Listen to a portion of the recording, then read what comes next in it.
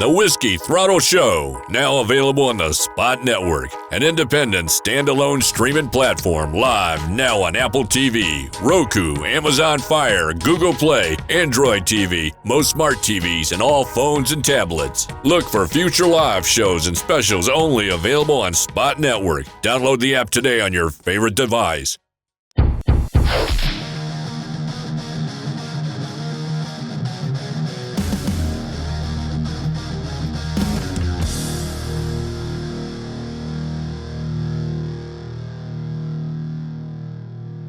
What made you kind of got out of racing at around this point here, 89-ish, and got into stunt work? Or what did you do right away? Well, no, I was still doing the ultra crosses. Like I said, it was 92 or maybe even 93. But you still going with that? Okay. Yeah, and that was it. Then I was done. Then after that, like every other professional rider that retires, man, you've done it, David. You're sitting there and you're just sitting there and you're twiddling your thumbs. It's 1 o'clock on a Sunday. Hey, man, I'd be lining up for the race right now. And you're just sitting there doing nothing. And then I got the call from Yamaha Japan. They said, we want to hire you and we want to hire your dad and we want to send riders over to you and do the circuit. So I was back in. So what was your, like a liaison? Team manager, coach, riding coach for Koji. I remember coming here to just down the road here from Corona to Yamaha's test track with Koji. Mm-hmm. Real hard to work with him, Koji. He was like the Damon Bradshaw. Okawara? Yeah, Koji Okawara. He was like the Damon Bradshaw of Japan, meaning not his attitude, but just he was a star, in Japan. And now he comes here and he's got a big head and he's going to do Supercross and he's really not listening to me, man. And Shibata from Dirt Cool magazine would come out and, do stories on us and him and stuff. And at that time, I really... my Japanese was still good, but not quite, and Koji didn't know me from my riding days. He don't know who the hell I am, So anyhow, I'm trying to work with him at the Yamaha test track. He's really not listening to me. You can tell when I'm trying to give this guy some help, like Johnny O'Mara or Wardy or whatever. They're still helping the young guys and, soak it in like a sponge, man. Yeah. These guys have been there and done that, So he's not listening. So I told Shiba, tell Koji that we're going to have a race, me and him. 5 laps on this course. And were you still riding enough to where you could get on a soupy track and ride? 5 laps. Okay. That's all I had in me. Maybe 4. But I knew I could beat him just watching him ride. I couldn't go 10 or 15 or 20. If he would have he said, no, let's go a whole moto, then I would have been screwed. Yeah. But I said, let's go a 5-lap race. If you beat me, I won't say another word. I'll just be a team manager, order the parts, pay the salary, pay the bills, do this, do that, book flights, whatever. If I beat you, then you got to listen to everything I say. So anyhow, we went out for 5 laps. I came back, sitting on the back of the tailgate, bike's on the stand, helmet's off, and he comes riding in. After 5 laps? After 5 laps, I had that big of a lead. I had enough time to get the bike, put it on the stand, sit on the tailgate or the back of the box van with my helmet off. He comes riding up. I looked him square in the eye, and Shiba was there. I said, you ready to get the F and ready to get to work? I go, you got to remember, I'm here to help you.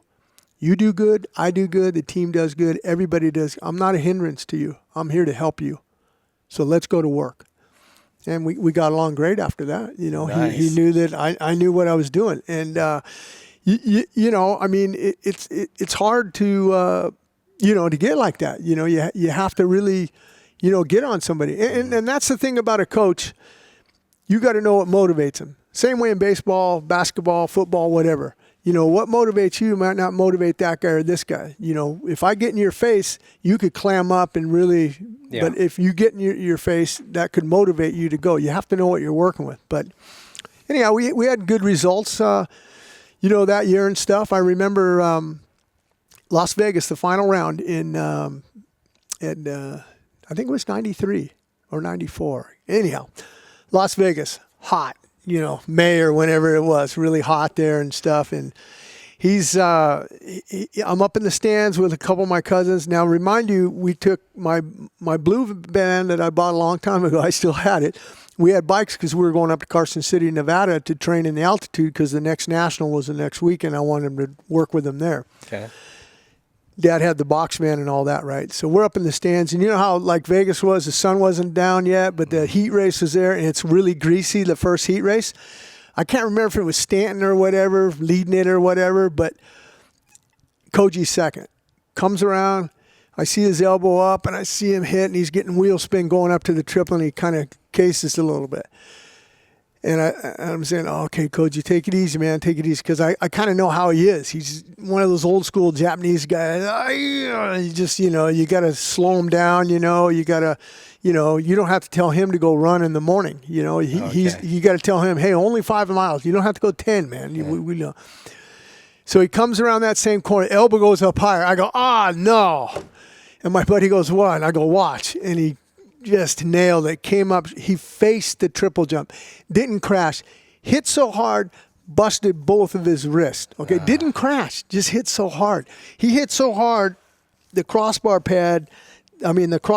went down to the clamps. Oh, we had to cut that later on. We had to, cut that off just to get to the bolts. Fix the bars later. Yeah. So anyhow, I run down there immediately. The chute coming down, the ambulance is there, right? I go down there, and I'm in there, and they're working on him, getting his wrist set and stuff, and I'm going to transport him myself, But I get down there, and it's hot down there, and the EMT gals were working on him stuff, and I'm going, man, somebody needs to take a shower. It's kind of really smells like BO or whatever. Just smelled bad, So they get him going, and I'm walking him up, and the wind's going this way, a little bit of a breeze, so I don't smell the smell anymore. So I get him on the back of the box, man, and I'm going to take him, undress his boots. And I don't want to take him to the hospital like that. We got time. He's not in that much pain. So I get ready to take off his boot. He says, Jim's shit. I go, oh, what, Koji, you got a shit? But he was trying to tell me that he had shit when he hit the crossbar here, and everything that he had in his stomach came. So about that time, I got the boot coming off, and shit is everywhere. And I go, now what am I going to do, man? I can't take him to the hospital like this. So I take everything off. I get him in between the two box fans. I had the old man fire up the pressure washer. And I got him over there, and I'm washing him off and trying to clean him up the best I can to transfer him to the hospital. How do you say spread your butt cheeks in Japanese? Oshiri is your butt. So I say kirei is you got to clean it. So I got to clean, man. I didn't know how to say spread, And he can't spread anyhow. He's got two busted wrists. I'd have to go spread it. And I wasn't doing that. I was back with the hose. It gets better. So we go to the hospital. I call Yamaha in Japan. I say, look, man, Koji broke both of his wrists. What do you want to do? You want to have surgery here? Go to Arthur Ting or somebody or wherever.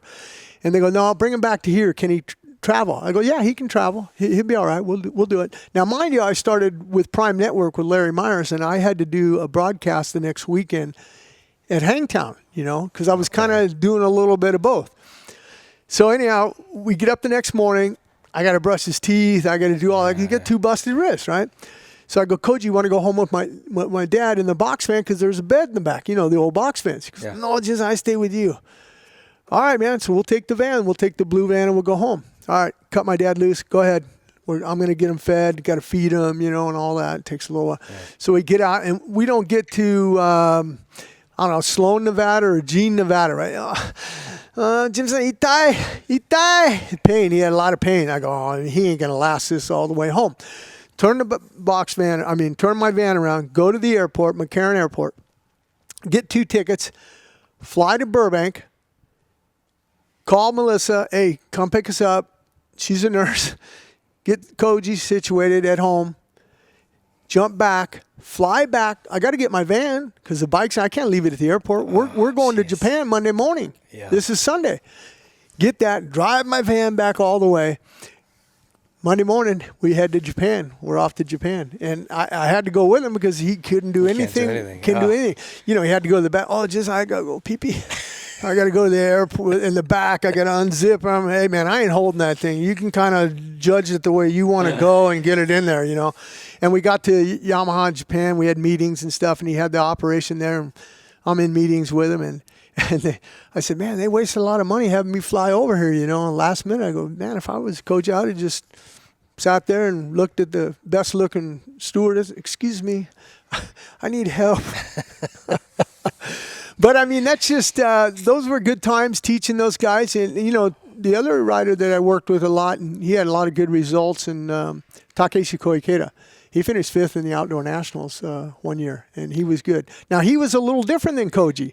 He was the other way, lazy. If you told him to do something, but I told him one time, I said, hey, Takeshi, I said, you got to be up 8 o'clock. I'm not having you up at 6 and running the mile, but I want you up ready to go at 8 o'clock. He wasn't up at 8 o'clock. Oh, yeah? No. So what I did in the guest house at the house, I got a 5-gallon bucket of water.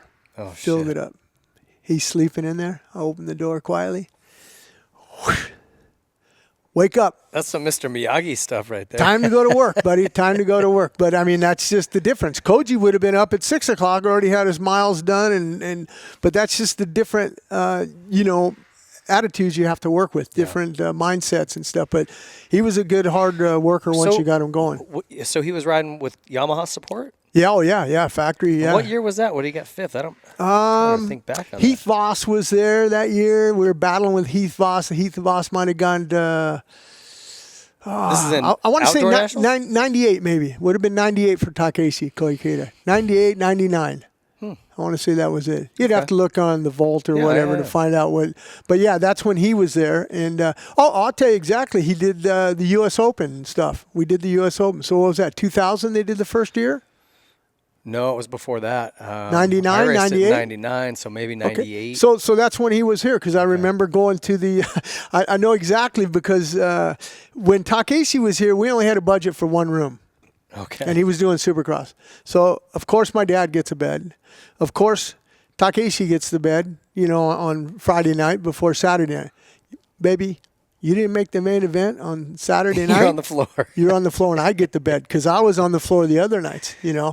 And I'll never forget one time he was battling with Guy Cooper, towards Guy Cooper in his career, and we were in Vegas. And there again, that's kind of when I was starting the broadcasting, because the main events I was up in the broadcasting booth. I came back down, and I go to the box fan. Him and my dad are both kind of like talking to some fans, and they're giggling and laughing. And I walked out, I go, what the F are you guys laughing about, man? You didn't get that bike in the main event. How could you be happy? Takeshi, the week before, you were 13th in the main, 12th in the main, or whatever. This bike should be in the main. I go, we're getting ready to start the outdoors this year, man. You're losing focus, man. I go, what? I go, you had no fight in you. I go, you let Guy Cooper push you around. He got 5th, you got 6th in the main. I go, guess what? You didn't ride the main? We're running back to Las Vegas, right across from the Hard Rock. We were staying at that hotel. I can't remember, Hyatt or whatever, the Hyatt Place or whatever. Hyatt Place, yeah. I go, we're running back to down that, whatever that major highway, Topacana or whatever. We're running all the way back home. We're running tonight. And if I beat you, you got a big problem. And I hadn't been running, but I had to show him that I was willing to make the dedication to run. And we started running out, man. We're running side by side for the first mile, and I'm feeling okay. And I'm going, man, I don't know if I can make it. I got to do it. I got to do it. 6, 7 miles? Oh, absolutely. Absolutely. But I'm willing to go. It's mind over matter. If you got to do it, I got to back my pace down, but I'm going to do it. I'll be goddamn if I'm not going to do this to show this little guy. So we're running, and I said, you're 5th right now. I'm 6th. I was a little bit behind, right? Man, I threw an elbow, man. I knocked him down. Boom, and he's on the ground. I spun around backwards, running backwards. Now I go, I'm 5th now. You're 6th. How bad do you want? Boy, he got up, man. He started throwing me elbows. I threw him an elbow. Man, next half mile, we're throwing elbows at each other down the street. People probably thought we were crazy running back at 11 o'clock at night on that Tropicana heading back. But he beat me, of course, and I finished. I might have been 20 minutes behind him or 30 minutes behind him. I can't remember, but I finished. And, my dad came by and, you need a ride? Absolutely not, man. I got to show this guy that I'm in it for the long haul. Yeah. And that year we finished 5th, and all kinds of accolades from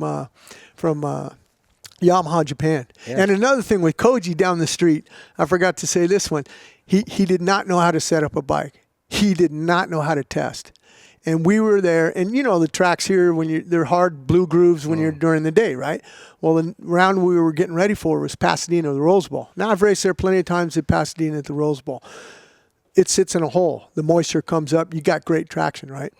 So we had a bunch of different cylinders, and I go, okay, Koji, which cylinder do you like? Oh, just I like this one more mellow. He didn't like. I go, yeah, but I think the one with the hit is going to be work better for you, Koji, because you're going to have a lot of traction. You're getting a false sense of what's going on here with the blue groove. You're getting too much wheel spin with that one where you like the low. We go to Pasadena.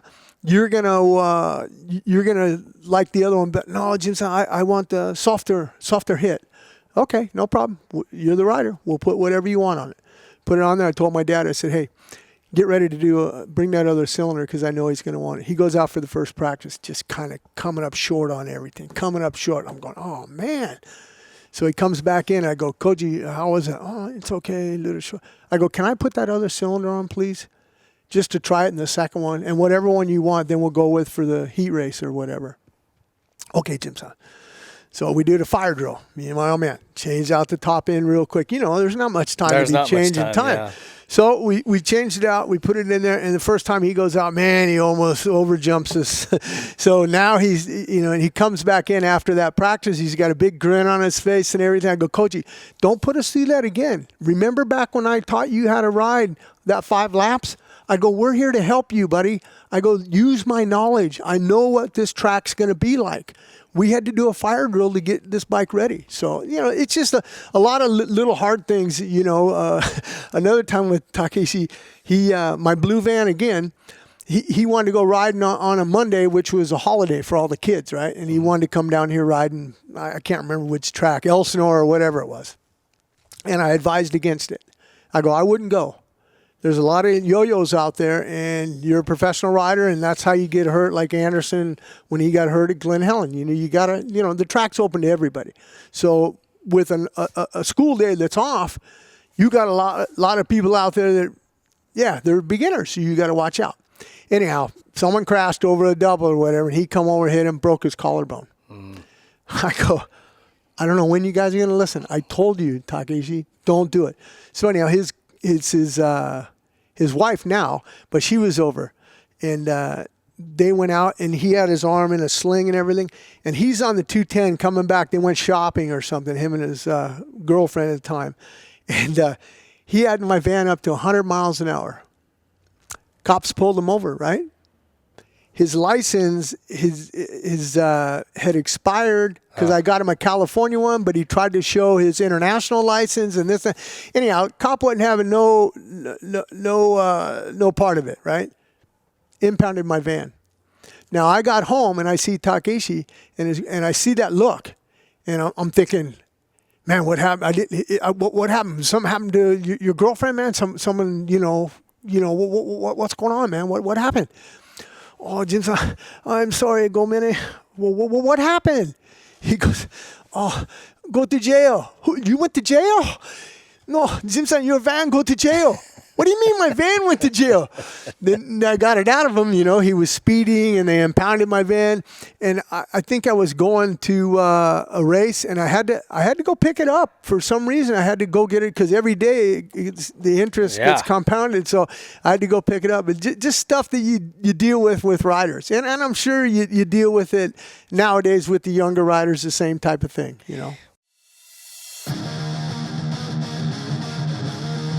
Thanks for watching the Whiskey Throttle Show. Don't forget to like and subscribe and click the bell to get alerts for all the latest content. Follow us on Twitter at W_Throttle_Show and on TikTok, Facebook, and Instagram at Whiskey Throttle Show.